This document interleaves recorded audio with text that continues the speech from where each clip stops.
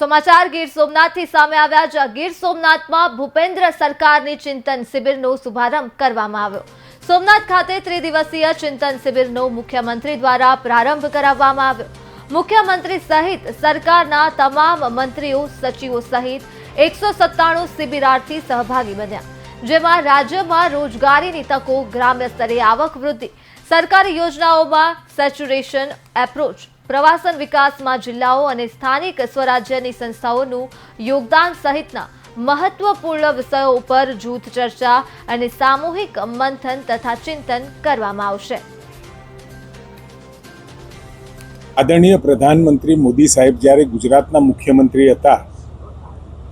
એ સમયે એમને કાર્ય વ્યવસ્થા પ્રણાલીની કાર્ય સંસ્કૃતિને એક નવી દિશા આપવાનો પ્રયત્ન એટલે સમગ્ર ગવર્નન્સ બોડી એકઠું થઈ અને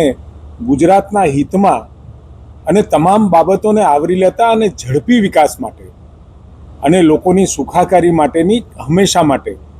એ ચિંતન શિબિરો યોજતા। આજે આદરણીય ભૂપેન્દ્રભાઈ પટેલના નેતૃત્વમાં રાજ્ય સરકાર આ 11મી ચિંતન શિબિરનું આયોજન સોમનાથ દાદાની સાનિધ્યમાં કર્યું છે, જેની અંદર ગવર્નન્સ બોડીના આદરણીય ભૂપેન્દ્રભાઈ પટેલ સાહેબ, મંત્રીમંડળના સદસ્યો, વરિષ્ઠ સચિવો,